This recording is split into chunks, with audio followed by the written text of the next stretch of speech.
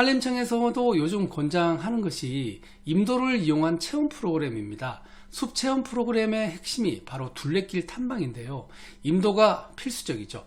그래서 임도가 있는 산과 임도가 없는 산은 앞으로 산불 예방 관점과 개발의 관점, 이 두 가지를 다 봤을 때 큰 가치 차이를 보일 것입니다.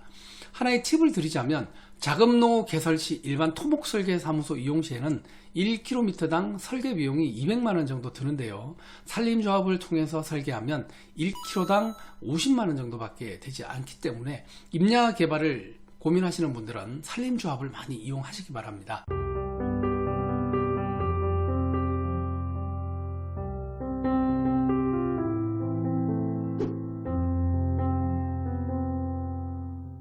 최근 산불로 인해 많은 분들이 걱정을 하고 있습니다. 그래서 내가 가진 산에 불이 났을 때 그 후 어떻게 되는지 궁금해 하는 분들이 많아서 오늘 영상에서 그 주제를 다뤄보도록 하겠습니다.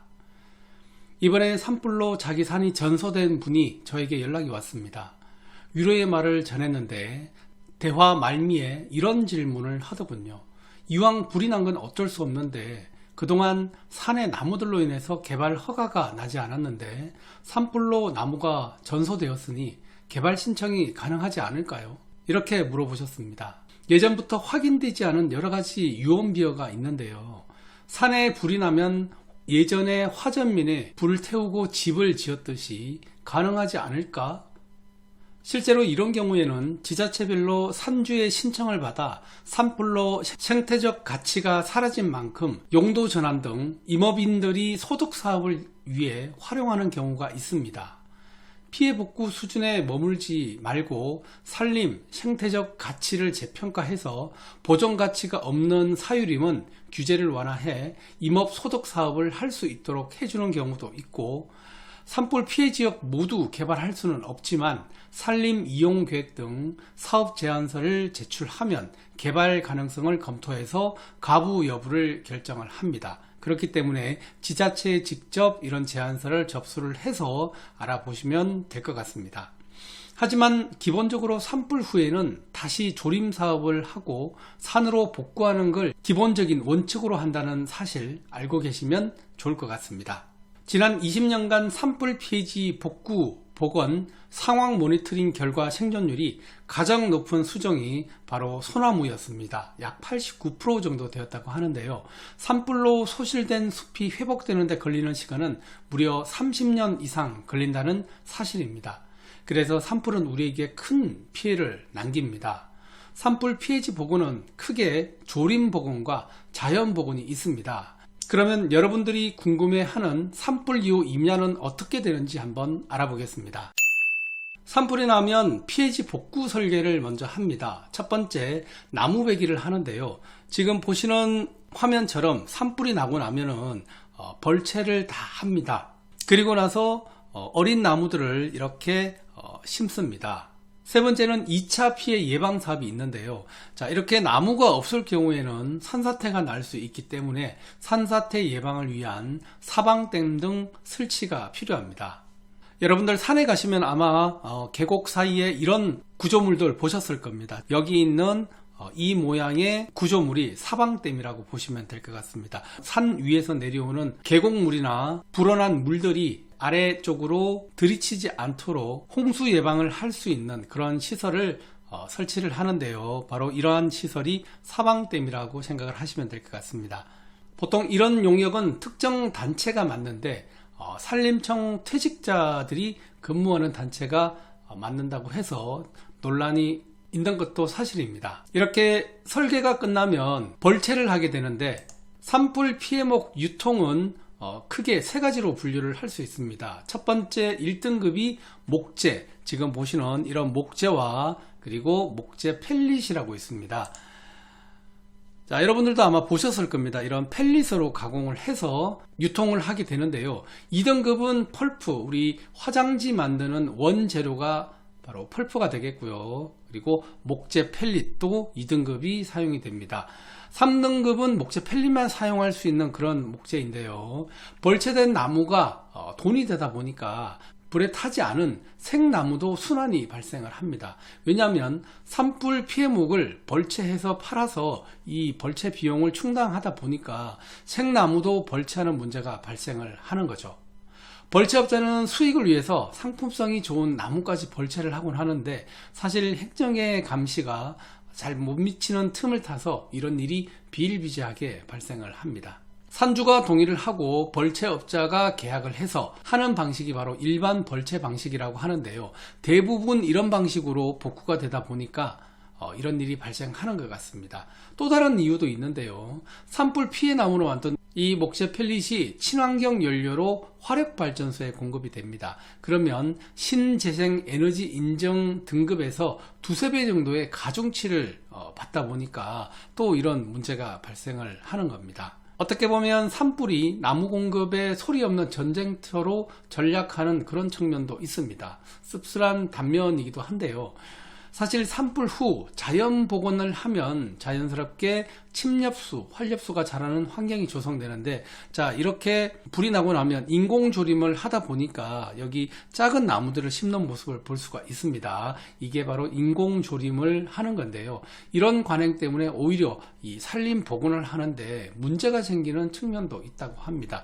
자연스럽게 두면 그냥 여기 씨가 날라와서 자라는 나무들도 있고, 또 이 밑에서 자연스럽게 나오는 그런 나무들도 있다고 하는데, 꼭 이렇게 인공조림을 통해서만 하는 관행이 있기 때문에 또 산불 복원 사업이 여러 가지 문제가 있다고 얘기가 나오고 있습니다. 그래서 이번 산불 이후 전국의 산에는 임도가 많이 개설될 것으로 보입니다. 산불 인터뷰 때 지자체장들도 언급을 했는데요. 길이 없어서 대형 장비나 소방차가 진입 안 돼서 산불이 더 확산되는 이유도 있기 때문에 예산을 대폭 확보해서 전국의 임야에 임도 개설이 급증할 것으로 보입니다. 실제로 산림청 홈페이지에 들어가면 이렇게 산불 발생 시 임도가 있는 경우에는 진화인력과 장비 이런 것들이 현장에 쉽게 접근이 가능해서 초기에 진화가 가능하다라는 이런 홍보물도 있습니다. 그래서 앞으로는 이런 임도를 확충을 해 나가겠다고 산림청 홈페이지에도 이렇게 되어 있습니다. 현재 332km 정도 수준인 산불 진화용 임도를 매년 500km 이상씩 늘려서 2027년까지는 3207km까지 확대를 하겠다라는 내용이 나오는데요. 자, 이런 산에 이런 임도가 있다면 산불이 났을 때 훨씬 더 진화하는데 도움이 될 수 있다는 것도 사실입니다. 산불 진화를 위한 대형 장비가 투입될 수 없는 이런 국내 산림 환경은 산불을 더욱 악화시키기도 합니다.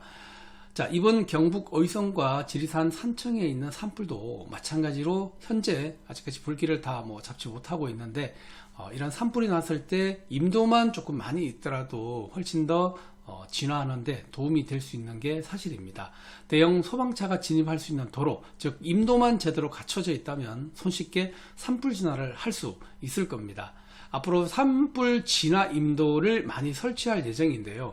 자, 여기서 임도가 어떤 건지 여러분들에게 간단하게 말씀해 드리겠습니다. 임도의 종류에는 간선 임도, 지선 임도, 산불 예방 임도, 소형 임도, 여러 가지 임도들이 있는데, 자, 이 임도는 건축법상 도로로 인정을 받지는 못합니다. 이 부분 꼭 여러분들 알고 계셔야 되고요.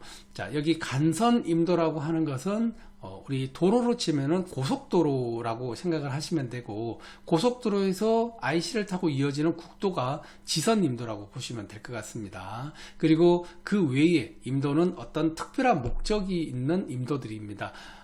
보통 보면은 이런 이제 산불 진화용 임도 이런 것들, 그리고 임산물을 채취해서 이동하는 데 필요한 그런 임도도 또 있습니다. 임도는 산을 효과적으로 관리하고 경영할 수 있도록 만들어 주는데 독특한 역할을 하고 있습니다. 산불 발생 시에 불쏘시개 역할을 하는 폐나무들의 수거도 손쉽게 할 수 있겠죠. 차가 진입을 해서 싣고 내려올 수 있기 때문에 이런 효과도 있을 거고요. 대형 장비 그리고 산불 진화 인력이 빠르게 산 꼭대기까지 진입을 해서 초기 진화를 수월하게 만들어서 큰 산불로 번지지 않게 해주는 역할도 할 수 있습니다.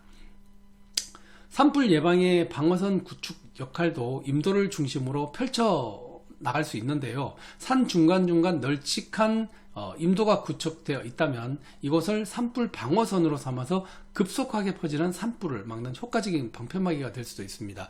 자, 여기 산에 보시면 이 임도가 없다면은 이 불을 타고 그대로 아래쪽으로 내려가거나 올라갈 수 있는데, 임도가 차단을 시켜서 산불이 확산하는 것을 방지해 줄 수 있는 그런 역할을 충분히 해줄 수 있습니다. 그래서 임도는 산림의 효과적인 관리뿐만 아니라 자연재난을 손쉽게 제압할 수 있는 근본적인 해결책인 셈이죠. 경제적인 산림 경영은 둘째 치더라도 효과적인 산불 예방을 위해서라도 적재적소에 임도를 만들어 나가는 노력이 필요할 것으로 생각이 듭니다. 자, 여기 헬기 사진은 제가 이틀 전에 출장을 가서 촬영한 사진인데요. 하루 종일 쉴 새 없이 이렇게 산불을 끄기 위해서 헬리콥터가 움직이는 모습을 볼 수 있었습니다. 임야 개발의 관점에서 본다면 임도는 일종의 작업로입니다. 원래 작업로란 산림 경영을 하기 위한 도로, 산림 가꾸기용 도로, 산불 예방 도로의 기능이 있으며 폭 2m만 가능합니다. 차량이 교행할 수 있는 구간이거나 급경사지 등은 폭 3m까지도 가능한데요. 이 임도가 평상시에는 둘레길로 사용할 수 있기 때문에 개발의 관점에서 임도는 매우 중요한 도로이기도 합니다. 산림청에서도 요즘 권장하는 것이 임도를 이용한 체험 프로그램입니다. 숲 체험 프로그램의 핵심이 바로 둘레길 탐방인데요. 임도가 필수적이죠. 그래서 임도가 있는 산과 임도가 없는 산은 앞으로 산불 예방 관점과 개발의 관점, 이 두 가지를 다 봤을 때 큰 가치 차이를 보일 것입니다. 하나의 팁을 드리자면, 작업로 개설 시 일반 토목설계사무소 이용 시에는 1km당 설계 비용이 200만원 정도 드는데요. 산림조합을 통해서 설계하면 1km당 50만원 정도밖에 되지 않기 때문에 임야 개발을 고민하시는 분들은 산림조합을 많이 이용하시기 바랍니다. 우리 농지 같은 경우에는 농협을 많이 이용하듯이 산지 같은 경우에는 산림조합을 이용하시면 많은 혜택을 볼 수 있고 정보도 얻을 수 있습니다.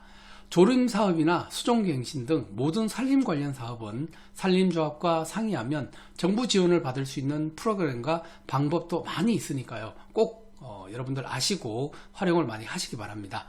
숲경영 체험림이나 관광농원, 캠핑장 등 임야를 이용해서 개발할 수 있는 게 상당히 많습니다. 그렇기 때문에 이 임도 개설에 관해서는 항상 정부의 귀를 기울이시고 지자체 산림과나 산림청, 산림조합 등을 통해서 많은 정보를 좀 취합을 해서 내가 산을 가지고 있다면 내 산에도 임도를 개설할 수 있도록 조금 이렇게 노력을 해보시는 것도 좋은 방법이지 않을까 싶습니다. 자, 향후 산불이 가져올 산림 정책의 변화와 급증할 임도가 산을 가지고 있는 산주에게 새로운 기회가 될 수 있다는 것 말씀드리며, 우리 모두 산불 조심하자고 말씀드리고 오늘 영상 마무리하겠습니다. 감사합니다.